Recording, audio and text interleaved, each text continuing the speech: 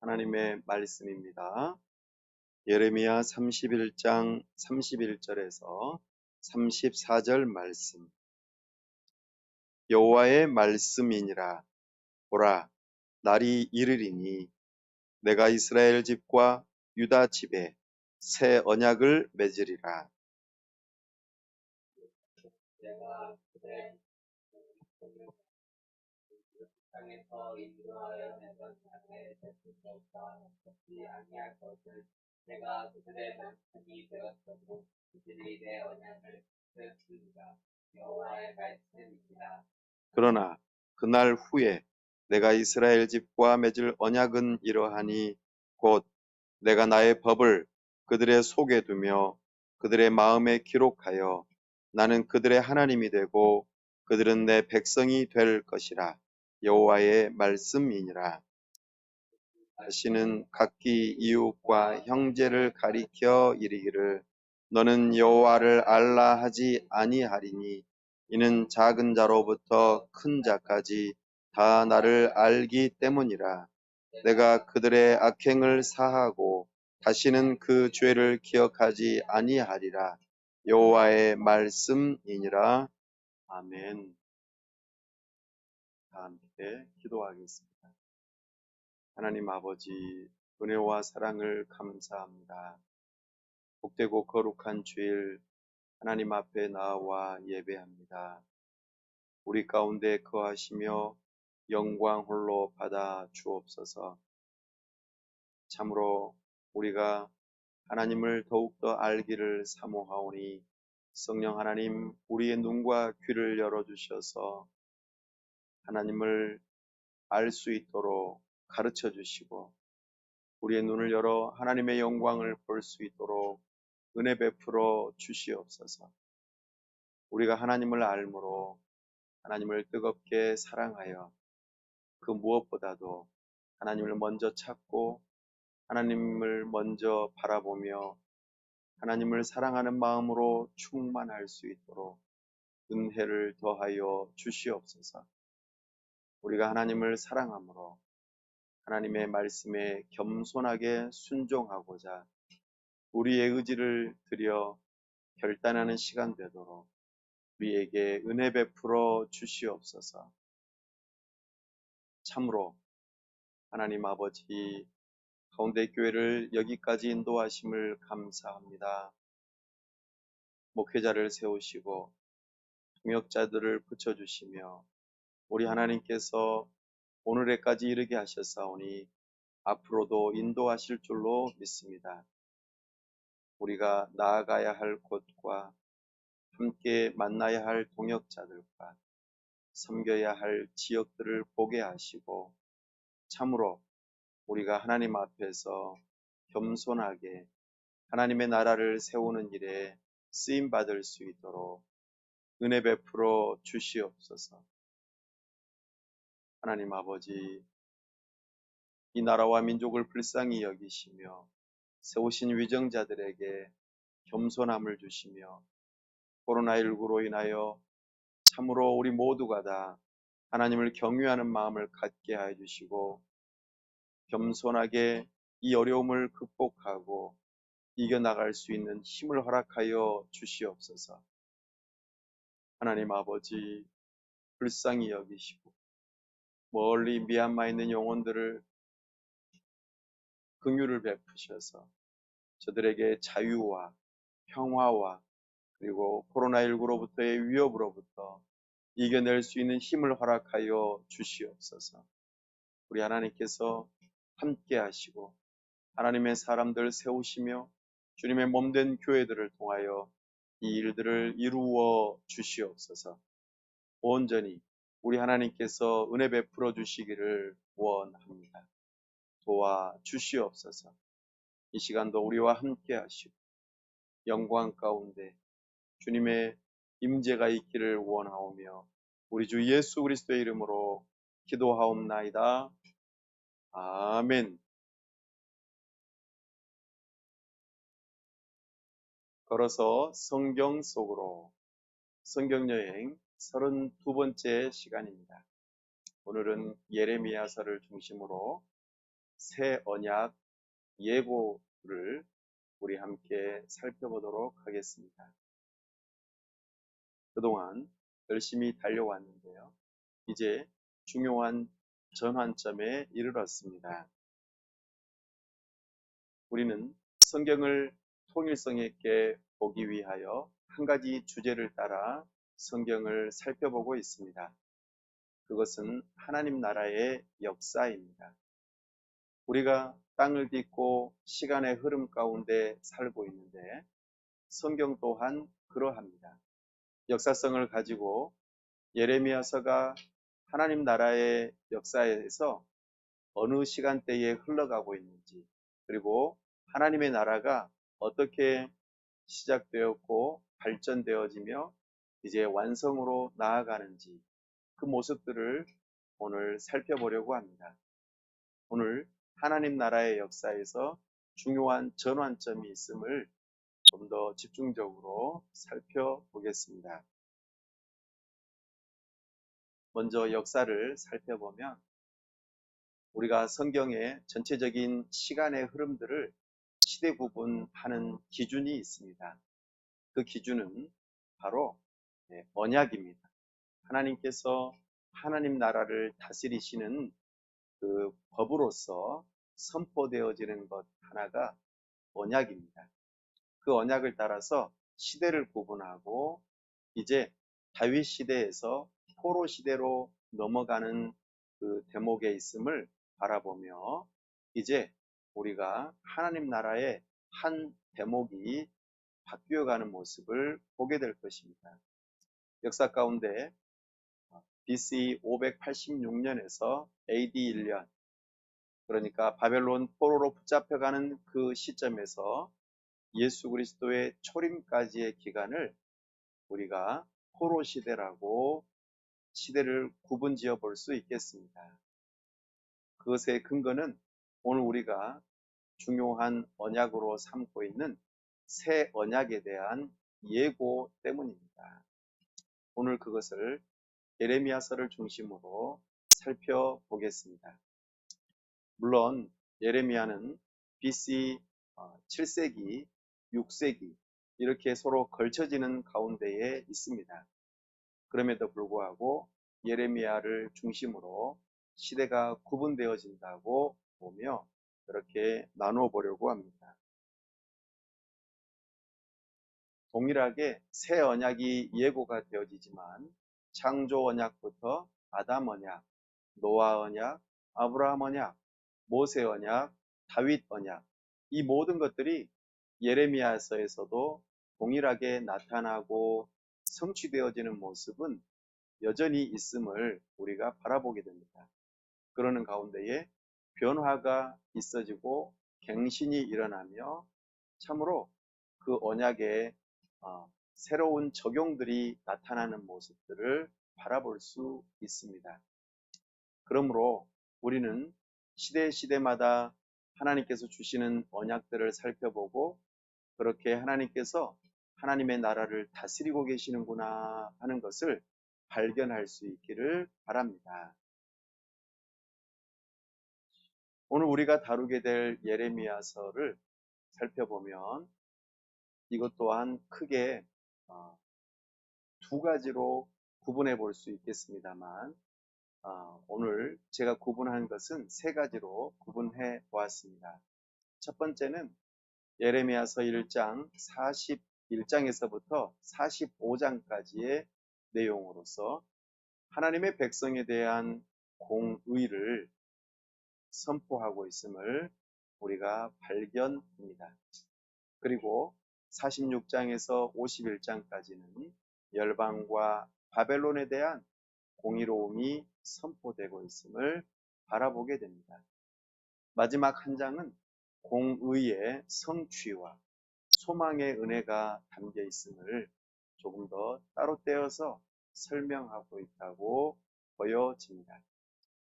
크게는 두 가지의 구조로 하나님의 백성에 대한 공의와 열방과 바벨론에 대한 공의이지만 그 공의가 성취되는 그 가운데 하나님의 은혜도 선포되고 있기 때문에 이렇게 나누어 보았습니다.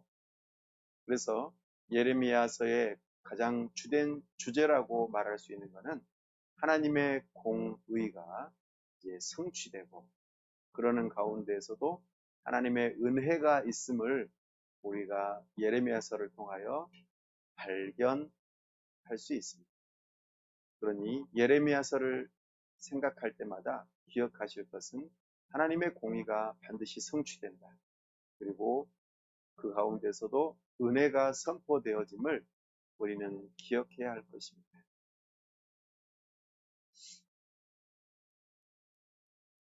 예레미야서도 선지서에 해당됩니다. 하나님의 말씀을 듣고 또 하나님께서 보여주시는 것들을 바라보면서 하나님의 뜻을 선포하는 자로서 대선지서에 해당됩니다. 비록 52장에 해당되지만 이사야서는 66장이죠. 그럼에도 불구하고 분량을 보자면 이사야서보다도 예레미야서가 양이 더 많습니다. 상당히 긴 내용이죠. 하나님께서는 예레미야를 부르십니다. 그 부르시는 내용이 1장에 나타나죠. 베냐민 지파의 아나돗이라고 하는 지역에 요시야 왕 시대에 예레미야가 불림을 받습니다. 그리고 그 뒤로 이어서 연거푸 이어지는 여러 왕들, 결국에는 시드기야 왕을 통하여서 남유다가 멸망할 때까지 그 모든 과정들을 다 지켜보게 됩니다. 그러나 안타깝게도 예레미야는 참으로 슬픈 환경에서 살게 됩니다. 마지막에 정말 꺼져가는 그 불빛, 거기에서 반짝 한 번 더 불빛이 반짝이는 그런 찰나적인 순간에 예레미야가 활동하였고, 결국에는 남유다가 멸망하게 되죠. 자신도 먼 타국 애굽에서 그만 그의 생애를 마감하게 됩니다. 예레미야 선지자는 우리가 살펴보는 것처럼 포로 시대 이전과 포로 시대 이후, 거기에 딱 그 중간 지점, 그래서 그 전환기에 예레미야가 있음을 바라보게 되고, 그래서 예레미야 선지자를 중심으로 이제 포로 시대로 접어들었다라고 여겨져서 새 언약에 대한 예고를 함께 더불어 발표하게 되었습니다. 물론 새 언약은 과거 100년 전에 이사야 선지자도 선포하였던 내용이긴 합니다. 물론 그 이전으로 더 돌아가자면 모세도 새 언약에 대해서 언급을 했었죠. 그러나 본격적으로 새 언약에 대해서 예고하는 것을 예레미야로 보고 이렇게 시대가 구분되어진다고 이해하시면 좋겠습니다. 오늘은 예레미야서, 그리고 다음번에는 예레미야 애가, 그리고 이제 예레미야가 활동하던 시기에 1차, 2차 이렇게 포로로 붙잡혀가는 그 순간에 다니엘과 에스겔이 각각 포로로 붙잡혀가는 내용들이 나타납니다. 그래서 그 다음번에는 다니엘서와 에스겔서를 좀 더 다루어 보도록 하겠습니다. 예레미야, 이름의 뜻은 여호와께서 세우신다라는 뜻입니다. 그 이름의 의미가 예레미야서에서 여러 군데에 나타나는데요. 우리 한 군데만 찾아서 읽어볼까요? 예레미야서 1장 10절 말씀입니다. 우리 함께 낭독합시다. 보라, 내가 오늘 너를 여러 나라와 여러 왕국 위에 세워 내가 그것들을 뽑고 파괴하며 파멸하고 넘어뜨리며 건설하고 심게 하였느니라 하시니라. 아멘. 예레미야는 남유다에서 주로 활동하였지만 남유다뿐만 아니라 열방을 상대로 활동하였던 굉장히 스케일이 큰 선지자입니다. 그리고 하나님께서 뽑아버리시고 무너뜨리고 파멸시키시는 그 일뿐만 아니라 다시 심으시고 세우시고 참으로 하나님께서 번성하게 하시는 그 내용까지 다 선포하고 있기에 상당히 긴 기간, 약 20년 이상 활동하였고 또한 그의 생애 가운데뿐만 아니라 이 이후로도 펼쳐질 그 모든 일들에 대한 내용들이 소개되어지고 있습니다. BC 612년 아수르가 멸망했죠. 그리고 605년에 바벨론과 애굽이 격돌하는 장소가 갈그미스 전투였습니다. 이런 과정 중에서 요시야 왕이 교만하게 행동하다가 그만 죽고 말았고 그 뒤로 여호야김이 세워졌으나 바벨론의 포로로 붙잡혀가는 그런 과정들도 있었고 또 금방 폐위되고 또 여호야긴이 세워졌다가 금방 폐위되면서 또 2차로 포로로 붙잡혀가게 되고 예루살렘 성과 성전이 파괴되는 일이 일어나고 난 다음에 결국에는 모두가 다 3차로 포로로 붙잡혀가는 내용들이 나타나게 되고 시드기야는 그의 아들들이 그의 눈앞에서 죽임을 당하고 눈이 뽑히는 참으로 슬픈 그런 마지막 왕으로서의 그 역할을 감당하게 됩니다.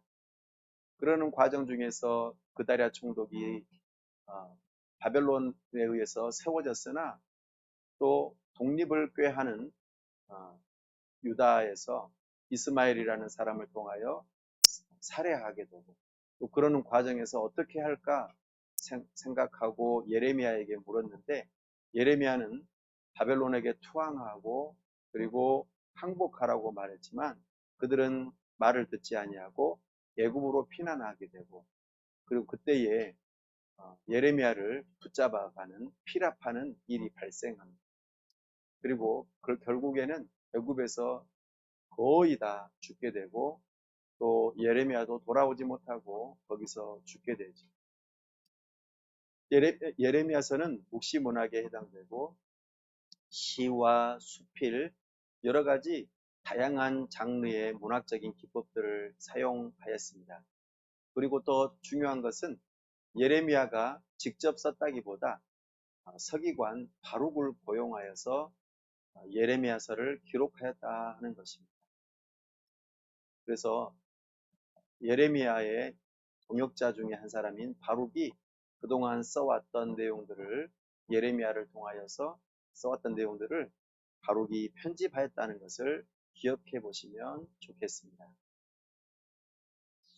이제 하나님 나라의 세 가지 요소를 따라서 예레미야서를 조금 더 자세히 살펴보겠습니다. 예레미야서는 특별히 영토적인 면에서 예레미야가 남유다의 아나도시라 하는 곳에서 활동하였음을 우리가 들었습니다. 그리고 하나님의 나라에 해당되는 남유다는 그리고 거기에 중심이 되는 예루살렘은 결국에 여호와의 날에 망하게 될 것임을 심판받게 될 것임을 예레미야서는 선포합니다. 땅을 빼앗기는 것이죠. 이것을 예레미야서 7장에서 예레미야가 설교합니다. 성전 설교라고 하죠. 성전에서 하나님 앞에서 지도자들에게 설교를 하는데 전혀 사람들이 듣지 않습니다. 그리고 오히려 인기가 없죠. 왜냐하면 나라가 망한다는데 그 설교를 누가 좋아하겠습니까? 그리고 결국에는 남유다와 예루살렘이 성전이 파괴가 되어지고 70년 포로 생활을 하게 될 것을 25장에서 예고하게 되는 것이죠.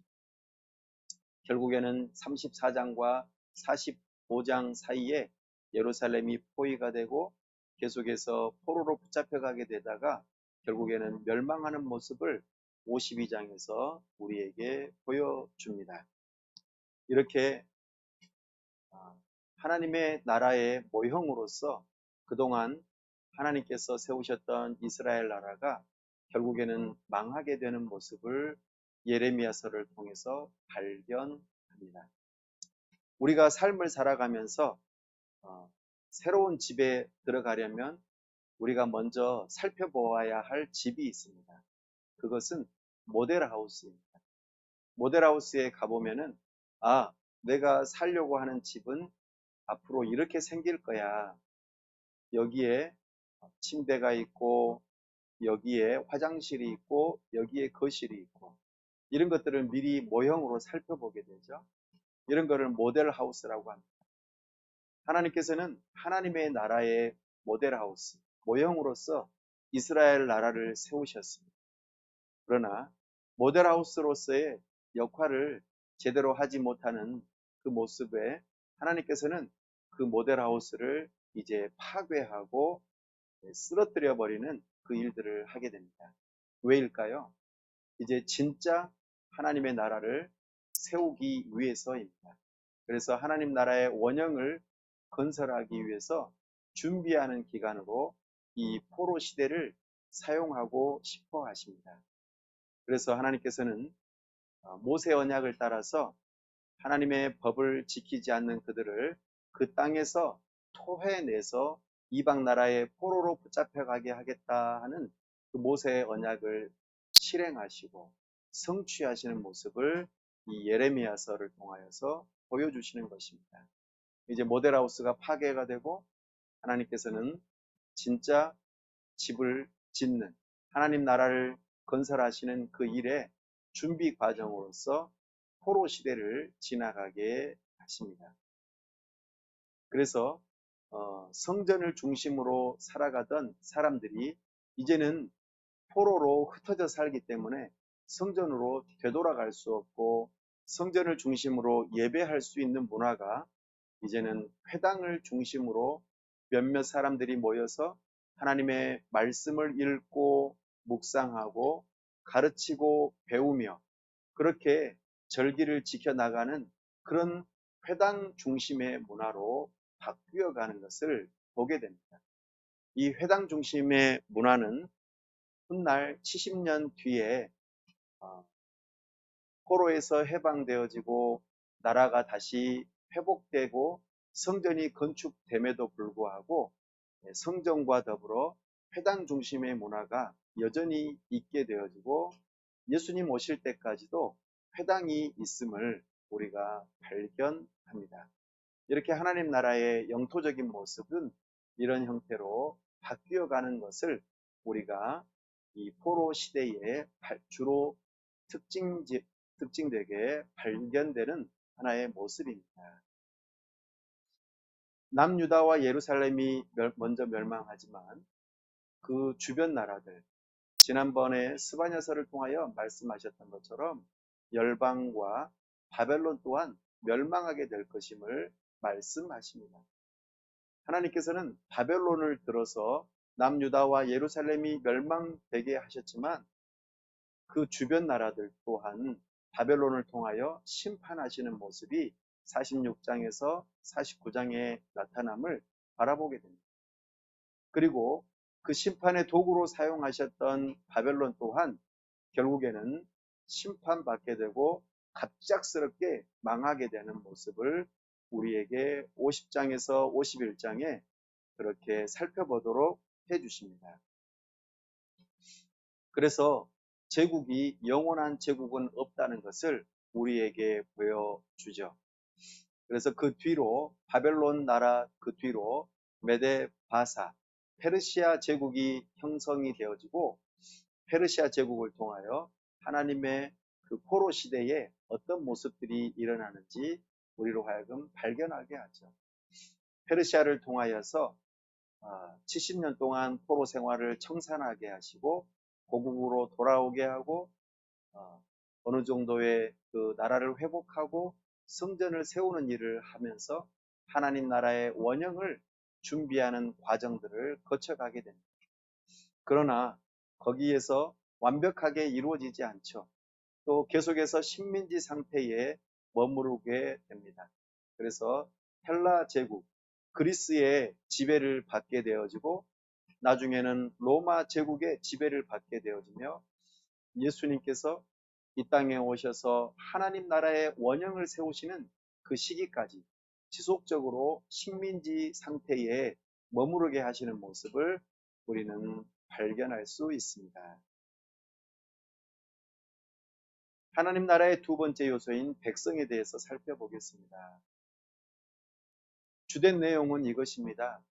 하나님께서 남유다와의 이혼 소송을 벌이는 것이 예레미야서의 주된 내용입니다. 이혼한다. 그것을 법적으로 소송을 건다. 이렇게 생각해 볼 때에 얼마나 마음이 아픕니까? 부부가 살다가 이혼하려고 소송을 걸고 법정에서 만나서 옥신각신하게 되면 참으로 슬픈 일이 아닐 수 없습니다. 부부 사이에 참으로 안타까운 일이 발생할 뿐만 아니라 그의 자녀들 또한 큰 피해를 입게 되죠. 결국에는 참으로 슬픈 일이 일어나고 맙니다. 흩어지게 되는 것이죠. 그 모든 내용들이 예레미야서에 나타납니다. 그래서 하나님께서 이혼을 하자고 하는 그 내용에 있어서 그 귀책 사유, 그러니까 그 책임을 묻는 내용들이 나타납니다. 핵심은 이겁니다. 예레미야서 2장 13절 말씀입니다. 우리 함께 한번 찾아볼까요? 예레미야서 2장 13절 말씀. 하나님께서 왜 이혼하자고 하시는지 그 이유를 들어보겠습니다. 시작.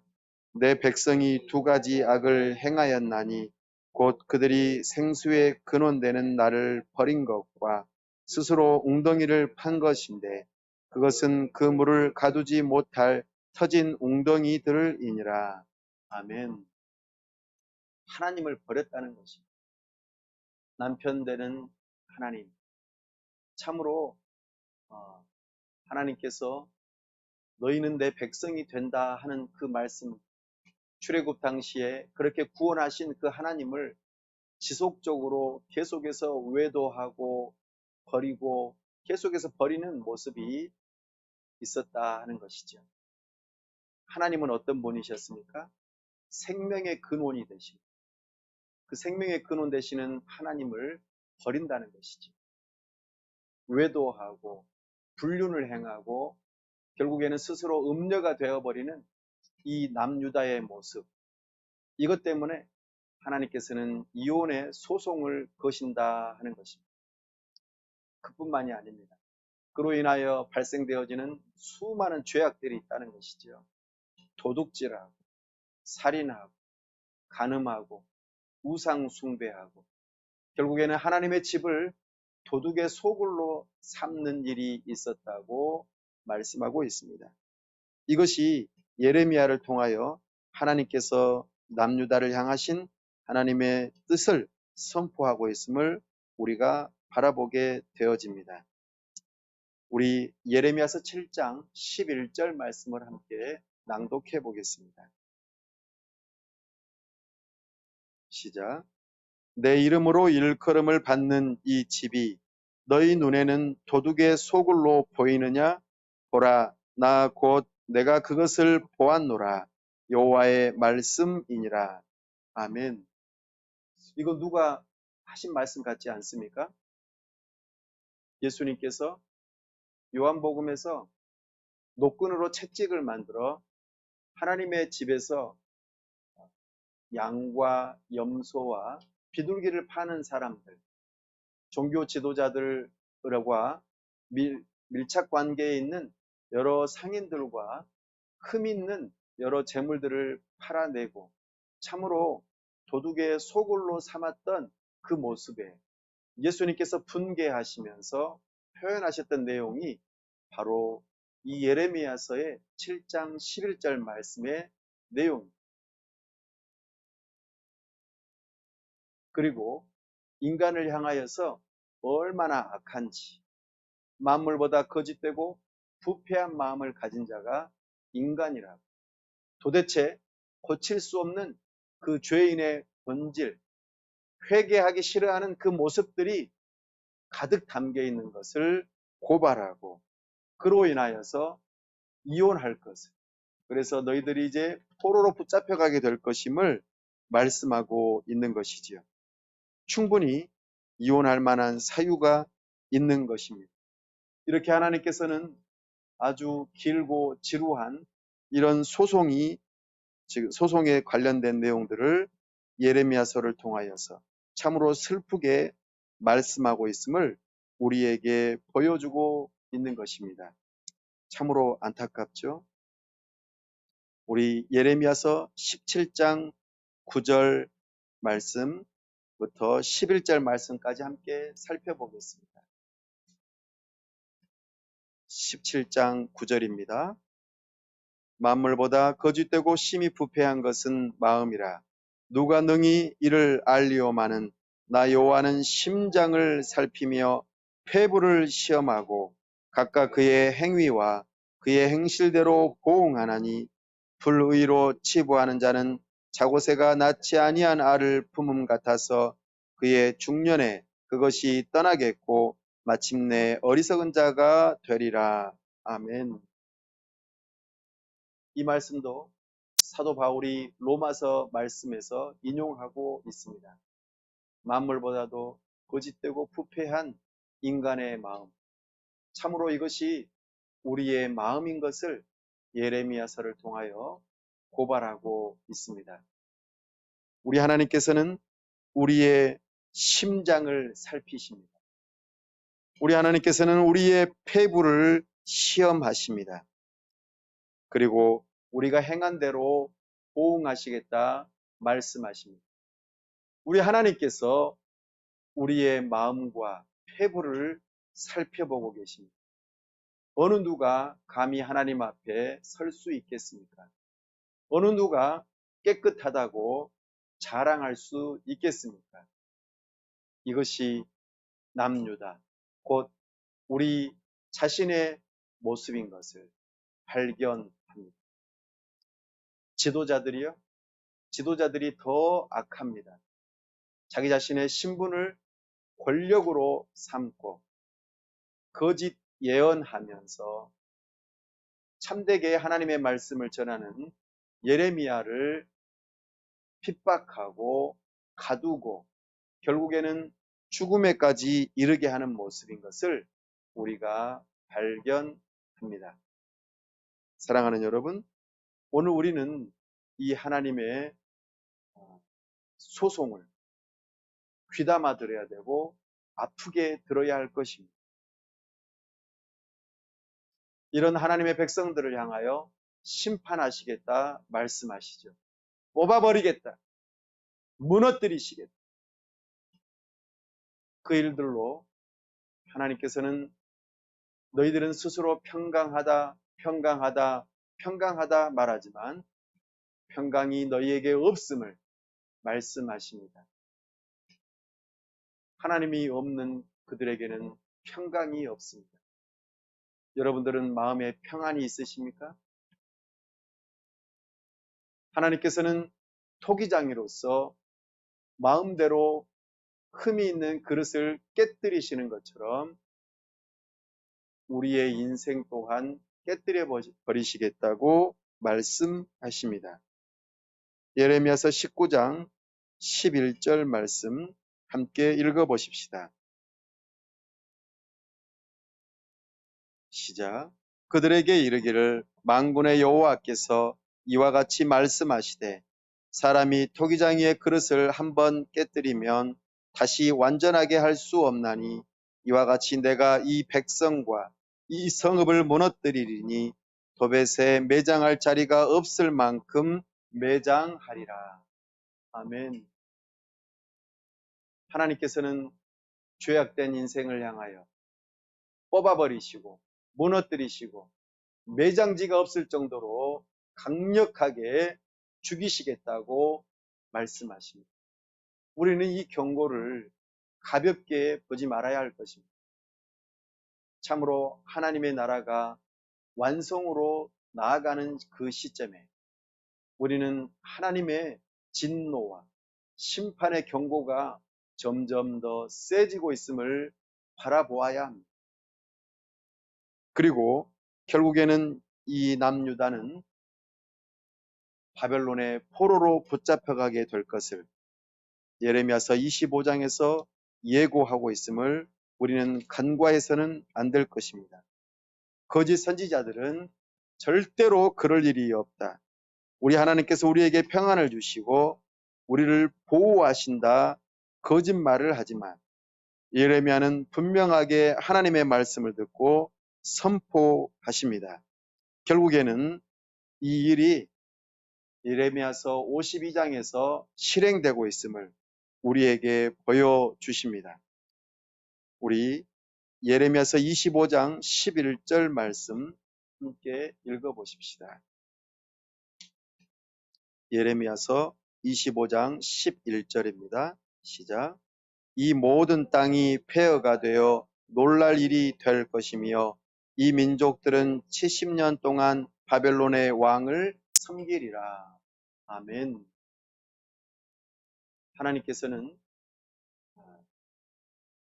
예루살렘과 성전이 파괴가 되게 하고 시드기야 왕의 사로잡힘이 있게 하며 세 번에 걸쳐서 백성들이 포로로 붙잡혀가게 하는 그 일들을 겪게 하시면서 하나님의 말씀이 실행되고 있음을 우리에게 보여주십니다. 하나님께서는 하나님의 백성을 향하여 먼저 심판하시는 모습을 우리에게 보여주십니다. 하나님은 하나님의 백성들을 먼저 심판하십니다. 열방과 바벨론은 그 다음에 심판하시겠다고 말씀하십니다. 하나님의 백성들을 말을 듣지 아니하는 불순종하는 하나님의 백성들을 군대를 일으키고 또 여러 가지 재앙들이 찾아오게 하셔서 심판하시는 모습을 보여주십니다. 왜요? 하나님의 백성들을 하나님께서는 포기하실 수가 없기 때문입니다. 그래서 그들을 정신 차리게 하고 돌이키게 하기 위해서 하나님의 백성들을 먼저 심판하시는 모습을 보여주십니다. 오늘 우리는 경고를 받아야 합니다. 다른 사람 말할 것이 없습니다. 세상을 욕할 것이 없습니다. 오늘 내 자신을 먼저 살피십시오. 그리고 우리의 가정을 먼저 돌아보십시오. 그리고 우리의 교회를 먼저 살피십시오. 얼마나 하나님의 말씀으로부터 멀어져 가고 있는지, 하나님의 뜻을 순종하지 아니하고 내 고집대로 살아가고 있는지 우리는 하나님의 경고를 들으셔야 합니다. 하나님께서 스스로를 먼저 돌아보라고 말씀하십니다. 사회의 정의를 외치고 참으로 여러 가지 외부적인 것들에 화평을 찾고 노력하는 모습들이 있지만 내 자신을 먼저 돌아보십시오. 그것이 하나님의 심판을 피하는 유일한 길입니다. 그러니 우리는 회개해야 할 것입니다. 회개하는 자들에게는 하나님께서 은혜를 베푸셔서 다시 심으시고 세우시겠다고 약속하십니다. 100번이나 넘게 우리 주님께서는 회개를 촉구하셨습니다. 회개하는 자들에게 하나님께서는 갱신하시고 다시 세우시는 그 일들에 대하여 약속하십니다. 오늘 우리가 읽었던 본문 예레미야서 31장에서 33장은 참으로 먹구름 가운데에서 비춰지는 빛과 같은 장들입니다. 1장에서부터 30장까지 정말 먹구름이 드려져 있는 그런 상황입니다. 그리고 34장에서부터 52장까지 먹구름이 아주 진하게 드리워져 있는 상황입니다. 번개와 천둥과 소낙비가 내리는 그 좌우의 배경 사이에 딱 그 가운데에 빛이 비치면서 우리에게 소망을 허락하십니다. 그래서 하나님께서는 나라가 망하는 그 가운데서도 예레미야를 향하여서 말씀하시되 너는 가까운 친족에게 땅 한 구획을 너의 명의로 땅을 구매하라고 말씀하십니다. 왜 그랬을까요? 아니, 나라가 망하는데 땅을 자기 이름으로 산다고 해서 무슨 소용이 있죠? 아무 소용이 없잖아요. 그럼에도 불구하고 예레미야 이름으로 땅을 구매하라고 합니다. 왜 그럴까요? 예. 아주 영원히 나라를 잃어버리지 않기 때문입니다. 70년 만에 다시 되돌아오는 그 날을 대비해서 예레미야 이름으로 땅 한 구획을 사놓으라고 말씀하시는 것입니다. 이것은 하나님께서 회개하는 자들에게 다시 회복과 하나님의 심으심과 하나님 나라를 세우시는 그 일에 대해서 예표적으로 그리고 그것을 확실하게 이루시겠다고 하는 의미로 땅을 구매하라고 하신 것입니다. 또한 에티오피아 내시인 에벳 멜렉 또한 구원하시죠. 그런 모습들을 통하여서 하나님께서 비록 지금은 망하지만 다시 회복되는 날이 있음을 소망을 주시는 내용이 오늘 우리가 읽었던 본문을 중심으로 곳곳에 숨어 있습니다. 이렇게 하나님 나라 백성들을 향하여서 심판을 예고하고 회개를 촉구하며 소망의 메시지를 전달하는 이 예레미야. 하나님께서 예레미야를 부르셨죠? 참으로 예레미야를 부를 때에 그 모습이 어찌나 모세와 비슷한지 우리 함께 잠깐 살펴보도록 하겠습니다. 예레미야서 1장 5절 말씀입니다.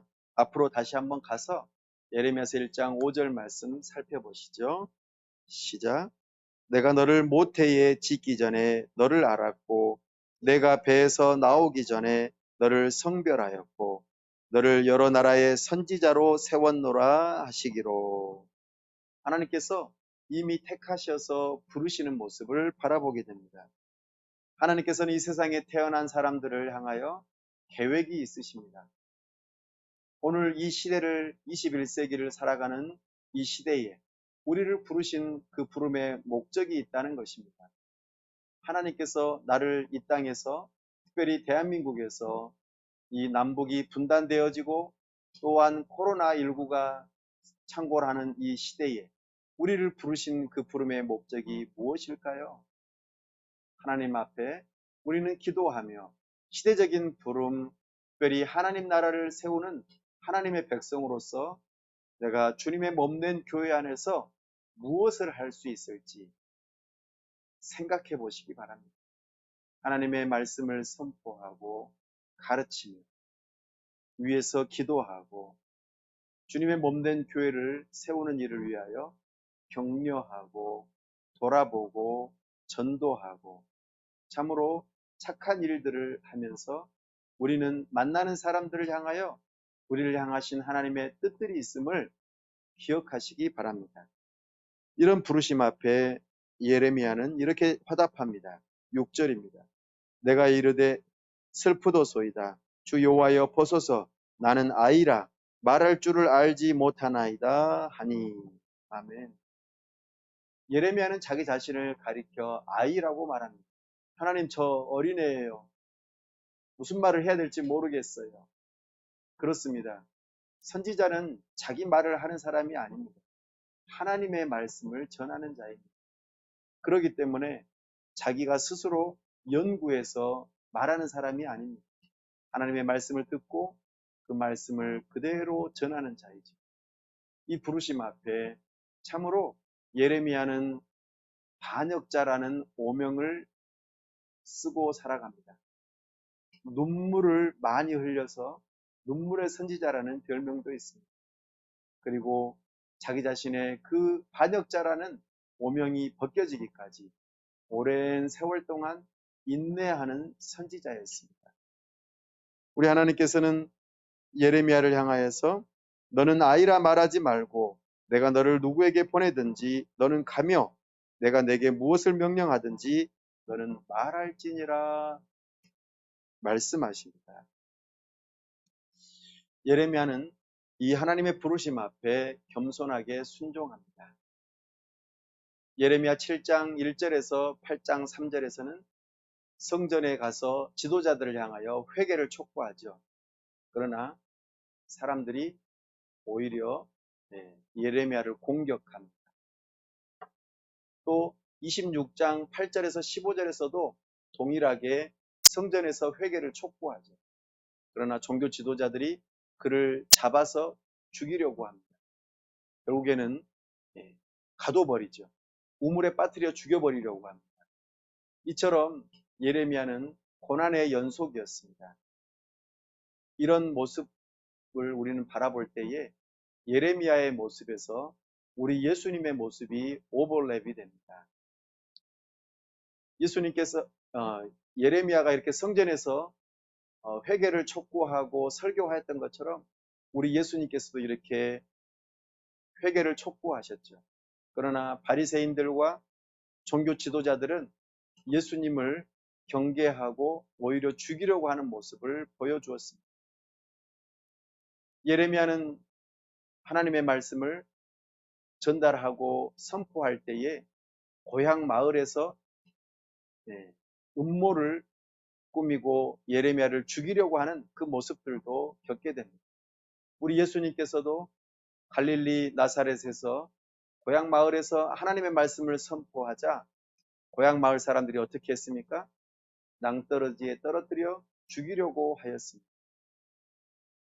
예레미야는 하나님의 말씀을 선포하지만 사람들은 조롱하고 치욕을 주고 오히려 고소하였습니다. 예수님 또한 그런 모습들을 겪으셨습니다. 예레미야는 박해를 받았습니다. 심지어는 거의 죽을 뻔하였습니다. 그러나 넷이 에벤멜렛을 통하여서 구출을 당하죠. 참으로 예수님 또한 여러 가지 모양으로 박해를 받고 결국에는 감옥에 갇히게 되고 죽게 되는 일을 불법한 재판을 받게 되고 죽게 되는 모습을 보여줍니다. 하나님께서는 이런 눈물의 선지자, 고통스러운 삶을 살아가기 때문에 예레미야를 향하여서 결혼하지 말고 독신으로 살라고 말씀하셨습니다. 가족들이 있었다면 어떻게 됐을까요? 정말 힘들었겠죠. 예수님도 홀로 사셨습니다. 바벨론에게 망한다. 그러니 바벨론에게 항복해라. 이런 말을 하는 사람들을 유대인들이 어떻게 생각했겠습니까? 반역자라고 생각했겠죠. 실제로 바벨론이 남유다를 멸망시킬 때에 바벨론 왕은 예레미야를 회유합니다. 우리 바벨론에 가서 살자. 그러면 내가 잘 대해 주겠다. 그러나 예레미야는 바벨론으로 가지 않습니다. 붙잡혀 가다가 노임을 받죠. 그리고 남은 자들과 함께 고통을 받는 일을 선택합니다. 그러다가 애굽에 피랍되어지고 타국에서 죽음을 맞이하는 참으로 슬픈 인생이 예레미야입니다. 예레미야는 평생의 사역을 했지만 단 2명의 동역자 제자만을 남겼습니다. 서기관 바룩과 에티오피아 내시 에벤멜렉이었습니다. 평생토록 목회를 하였는데 제자가 2명밖에 안 남습니다. 여러분들은 어떻게 생각하시겠습니까? 성공한 목회입니까? 실패한 목회입니까? 하나님께서는 하나님의 사람을 세우시고 어느 정도의 사람을 남기실지 알 수 없습니다. 대형 교회를 목회할 수도 있고 전혀 이름 없이 사라져 가버리는 그런 목회를 할 수도 있을 것입니다. 다만 하나님의 부르심을 받은 목회자라면 참으로 제자를 삼는 일을 행해야 합니다. 교회를 세우는 일을 행해야 합니다. 그 사람들이 많을 수도 있고 적을 수도 있습니다. 하나님께서 부르신 부른 만큼 최선을 다해서 그 사명을 감당하는 것이 하나님으로부터 부름받은 사역자인 것을 우리는 기억하셔야 합니다. 이제 마지막으로 하나님 나라의 세 번째 요소인 주권을 살펴보겠습니다. 이제 예레미야서를 통하여 새 언약이 선포되어집니다. 새 언약은 은혜 언약입니다.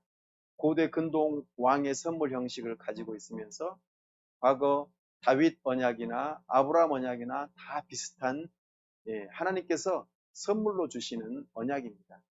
이 언약의 대상은 하나님의 심판 가운데서도 살아남는 자들, 하나님께서 남겨두신 자들이 이 새 언약의 대상입니다.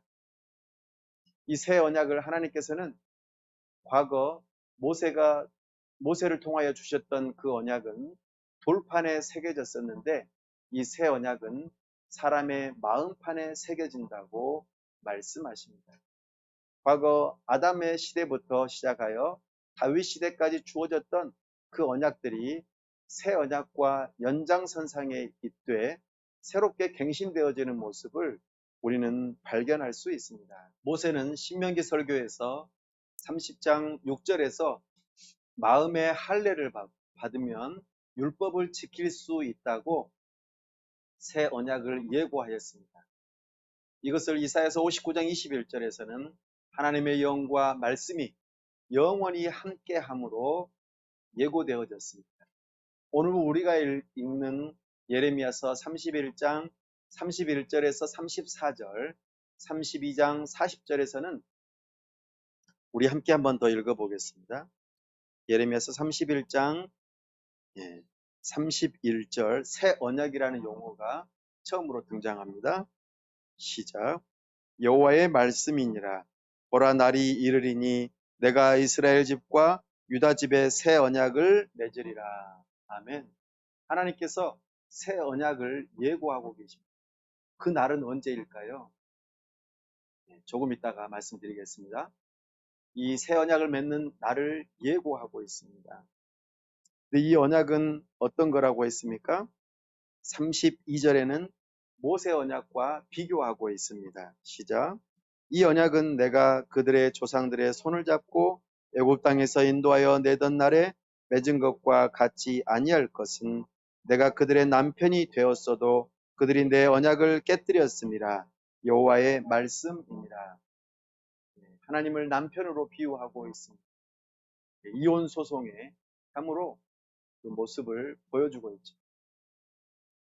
부부가 서로 결혼 관계를 통하여 언약을 맺고 신실하게 죽을 때까지는 부부의 그 언약을 신실하게 지켜야 됨에도 불구하고 그렇게 하지 못하였던 모습, 이것을 지금 보여주면서 이제는 종이로 쓴 증서도 아니고 돌판으로 새긴 율법도 아닌 이제 새로운 율법이 선포되고 있음을 우리에게 말하고 있습니다. 33절입니다.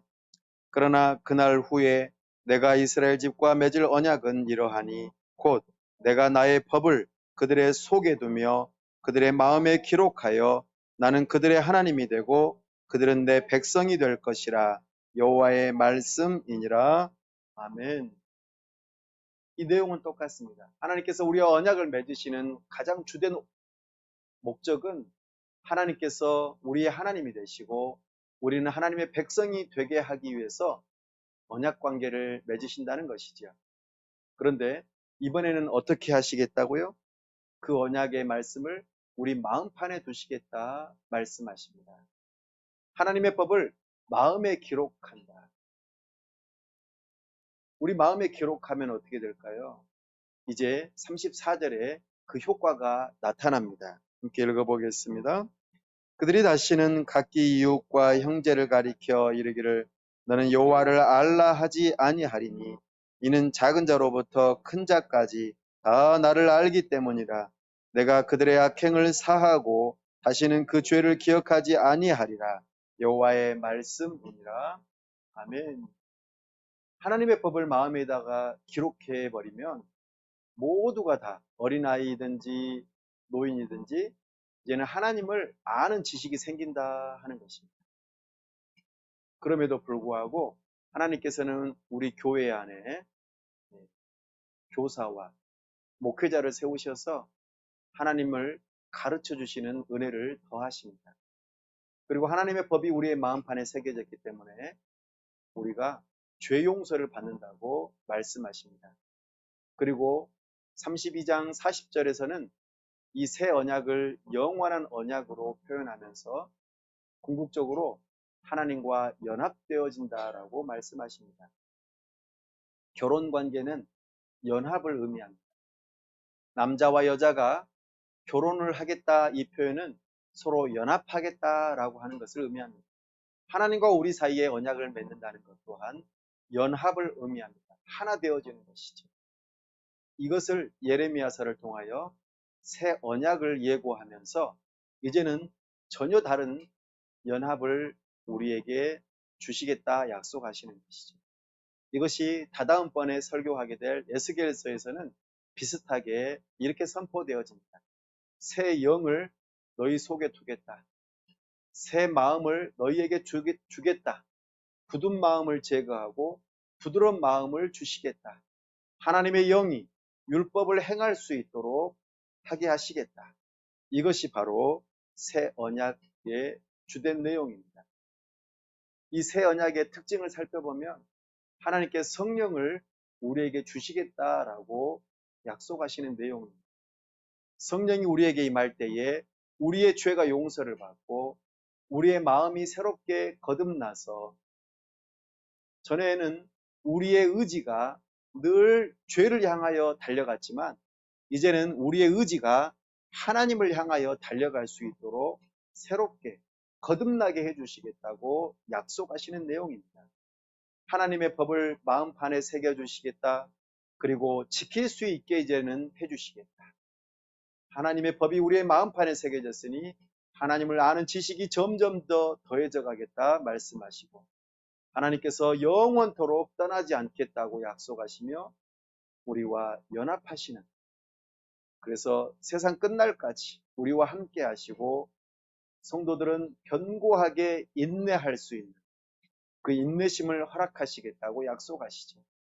그래서 새 언약의 주된 특징은 바로 성령을 주심으로 구원을 우리에게 적용하시겠다는 것이 이 새 언약의 중요한 특징입니다. 이 새 언약은 언제 맺어질까요? 조금 이따가 말씀드리겠다고 했는데 이제 말씀드리겠습니다. 바로 예레미야를 통하여 하나님께서 약속하신 그 한 사람, 이것을 다른 표현으로 한 의로운 가지라고 표현합니다. 그리고 다른 말로 선한 목자라고 말합니다. 누구일까요? 바로 예수님과 함께 새 언약을 맺게 될 것이다 약속하십니다. 예수님께서 십자가를 통하여 부활을 통하여 새 언약을 맺으심으로 참으로 우리에게 성령이 임하시고 우리가 구원을 받게 되어지는 그 놀라운 언약이 앞으로 펼쳐지게 될 것이라고. 언제요? 지금 예레미야가 예고하고 있는 날로부터 500년 뒤에 예수님 오셔서 이 새 언약이 맺어지게 될 것이라고 예고하고 있습니다.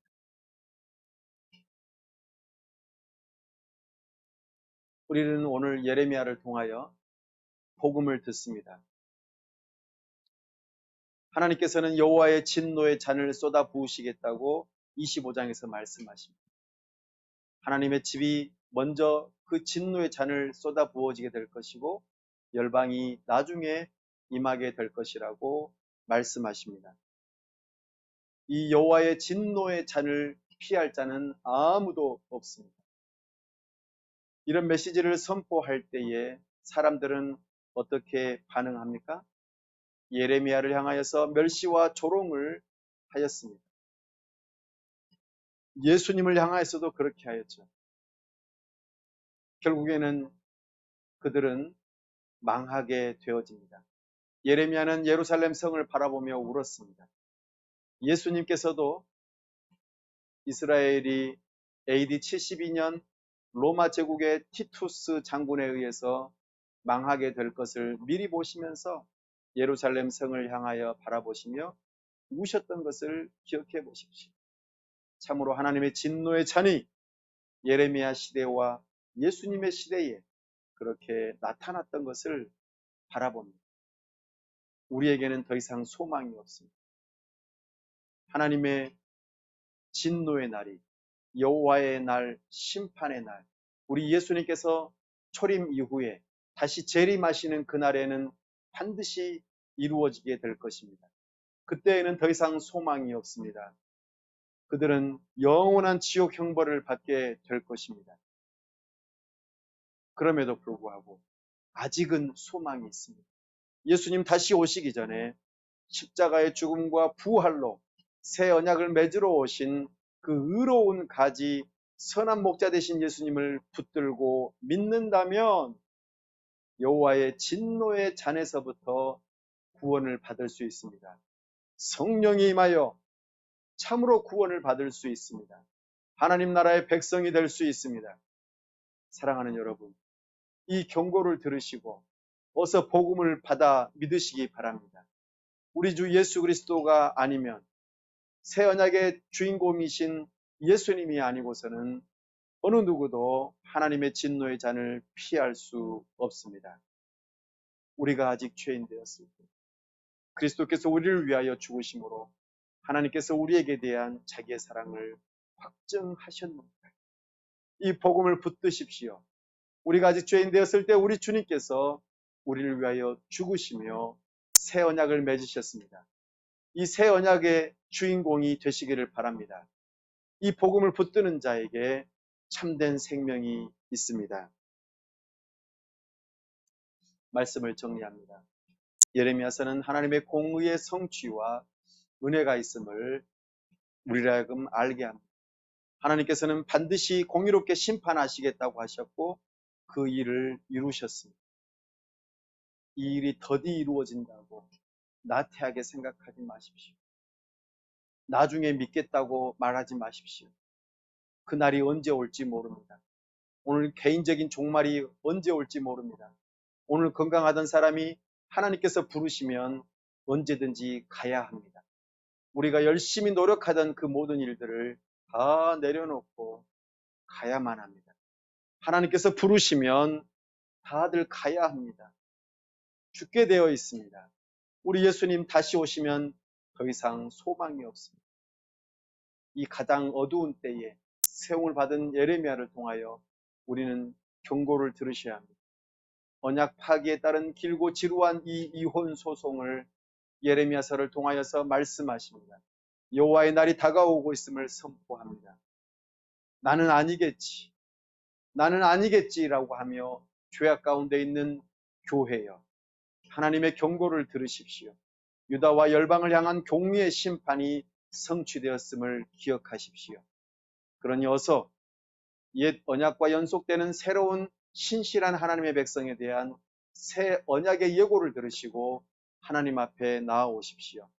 이제 하나님 나라의 모형을 파괴하고 원형을 건설하기 위해 준비하시는 그 모습을 바라보면서 이제 그 원형이 되시는 예수님께서 오셨고 장차 완성하실 그 하나님의 나라를 바라보면서 우리는 경고를 듣고 복음을 취하시기 바랍니다.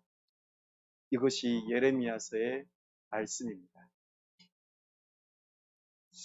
시간 하나님의 말씀을 붙들고 기도하기를 원합니다. 하나님의 공의의 심판에 있음을 기억하며 하나님 앞에 모든 죄악을 토해내며 참으로 하나님 앞에 자기 죄를 자복하고 회개하며 용서를 구하고 하나님 앞에 나아가는 자들이 되기를 원합니다. 참으로 하나님의 새로운 영을 받아 참으로 하나님의 말씀이 마음판에 새겨지며 새로운 언약의 그 주인공이 될 수 있기를 원합니다. 하나님의 말씀을 따라 신실하게 순종하며 살아가는 하나님의 새로운 백성이 되기를 원합니다. 하나님의 영광을 바라보기를 원합니다. 이제는 우리 자신뿐만 아니라 열방을 섬길 수 있는 능력의 사람들이 되기를 원합니다. 주님의 몸된 교회를 통하여 열방을 섬길 수 있는 은혜를 주옵소서. 이 시간 다 같이 함께 기도하겠습니다. 아버지 하나님, 우리는 참으로 만물보다도 부패한 죄인입니다. 하나님 앞에서 신실하지 못하고 나 자신만을 위하며 살았고 참으로 거짓되게 살았으며 하나님의 말씀과는 상관없이 살았던 우리의 죄악된 모습, 하나님을 하나님으로 섬기지 아니하고 내가 가지고 있는 것, 내가 원하는 것을 더 중요하게 여기며 참으로 하나님에게 시간을 내어드리지만 하나님을 최고 우선순위로 섬기지 못하는 이런 죄악된 모습들에서 벗어나게 하여 주옵소서. 오직 하나님만을 섬기고 하나님만을 신실하게 사랑하며 하나님만을 높이는 자 되게 도와주시옵소서. 진정으로 새 영을 받아서 주님의 새 언약을 맺는 하나님의 백성으로서 하나님의 말씀이 마음판에 새겨지게 하여 주시고 하나님의 말씀을 따라 순종하며 하나님과 동행하며 하나님과 영원히 함께하는 하나님의 백성들 다 될 수 있도록 도와주시옵소서. 이제는 우리 자신이, 우리의 가정이, 우리의 교회가 열방을 섬길 수 있는 능력 있게 하여 주옵소서. 우리를 붙들어 주시고 우리를 새롭게 하시며 열방을 섬길 수 있는 주님의 몸된 교회가 될 수 있도록 은혜를 더하여 주시옵소서. 은혜 위에 은혜를 더하여 주시옵소서. 은혜 베풀어 주시옵소서. 주여 도와 주시옵소서. 우리 주 예수 그리스도의 이름으로 기도하옵나이다. 아멘.